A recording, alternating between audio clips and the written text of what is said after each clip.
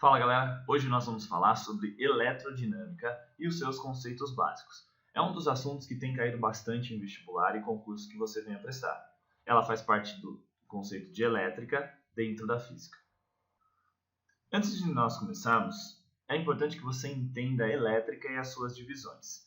Elétrica nada mais é do que o estudo do elétron e os seus fenômenos. Ela se divide em três grandes partes, que são elas: eletrodinâmica. Então, nós podemos pensar que o sufixo dinâmica significa movimento, então é o estudo do elétron em movimento. Nós temos a eletrostática, estática, parado, elétron parado, e o eletromagnetismo, que é uma junção da eletricidade com o magnetismo. Já que a elétrica é o estudo do elétron e seus fenômenos, é importante você saber quem é ele. O elétron nada mais é do que uma partícula que compõe um átomo, e você já deve ter visto essa figura. Esse é um modelo atômico mais reconhecido hoje. Nós temos no centro o que nós chamamos de núcleo, que é composto por prótons e nêutrons. Então, se você não está enxergando, esse é o núcleo. E nós temos em volta a eletrosfera, que é onde estão os elétrons. Cada bolinha dessa daqui é a representação de um elétron que vai fazer o movimento em torno desse núcleo. Agora que você sabe onde encontrar o elétron, é importante você conhecer uma das principais características dele e que vai ser usado bastante no estudo de elétrica, que é a carga elementar, ou a carga elétrica que um elétron carrega. Nós temos aqui a representação do elétron, dado pela letra E, e toda vez que você pensar em um elétron no estudo de eletricidade na física, você tem que lembrar que ele carrega com ele uma carga elétrica de 1,6 vezes 10 a menos 19 coulombs. Esse é o nome do cientista que descobriu essa carga, logo ele deu o nome dele para a unidade de medida. Então, para ficar um pouquinho mais fácil de você entender, é como se um caminhão carregando uma carga, eu chamasse esse caminhão de elétron. E toda vez que você pensasse nesse elétron, nesse caminhão, aqui atrás você vai ter uma carga de 1,6 vezes 10 a menos 19 coulombs. As outras partículas, tanto o próton quanto o nêutron, ela também tem carga elétrica. E o próton, a carga dele é a mesma do elétron, 1,6 vezes 10 a menos 19 coulombs. Vamos deixar só a letrinha C aqui para representar essa unidade. O nêutron, ele tem a carga de 0 coulombs, ou seja, ele não tem carga.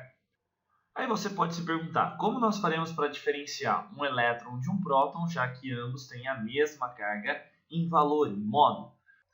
Você vai, para elétron, a definição é que nós vamos colocar um sinal negativo na frente, e para o próton, um sinal positivo na frente. Então, toda vez que eu estiver falando de um elétron, a carga dele vai ser menos 1,6 vezes 10 a menos 19 coulombs. Já do próton, mais 1,6 vezes 10 a menos 19 coulombs. Isso é uma convenção. Convencionou-se usar assim para uma representação de ficar mais fácil de identificar quem é quem.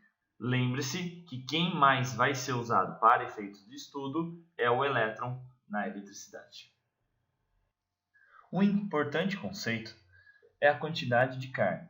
Você pode pensar quantos elétrons tem em um objeto. Por exemplo, esse computador ou celular que você está assistindo essa videoaula. Já parou para pensar quantos átomos tem dentro dele?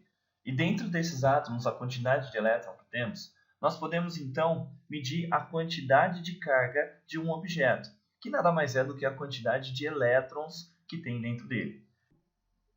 Cada elétron carrega uma carga, e essa carga você já conhece. Nós podemos pensar então que se um corpo tem um determinado número de elétrons, para saber a quantidade de carga desse corpo, basta eu saber o número de elétrons que nós temos. Isso ficou definido como sendo a quantidade de carga representado pela letra Q. Então, o N é o número de elétrons, o E é a carga, 1,6 vezes 10 a menos 19 coulombs, e o Q é a quantidade de carga. Importante, se o exercício estiver perguntando para você qual é a quantidade de portadores positivos ou de cargas positivas, essa quantidade de carga vai ser dado com sinal positivo. Significa que eu estou falando dos prótons. No entanto, se o exercício perguntar qual é a quantidade de elétrons, basta eu dar o valor negativo ou escrever elétrons na minha resposta. É assim que a gente vai identificar, então, quando eu estou falando de prótons, quando eu estou falando da quantidade de carga de elétrons. Cuidado! Uma das confusões mais encontradas nesse assunto é confundir quantidade de carga com o número de elétrons.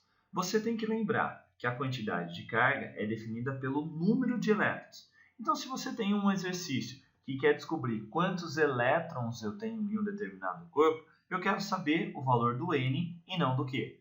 Um exemplo, vamos supor que um determinado corpo tem uma carga aí de 3,2 coulombs. Qual é a quantidade de elétrons correspondente a essa carga? Basta então eu aplicar a fórmula. No lugar do que eu coloco 3,2, o N é o que eu quero descobrir, e no E eu vou colocar a quantidade de carga de 1 elétron.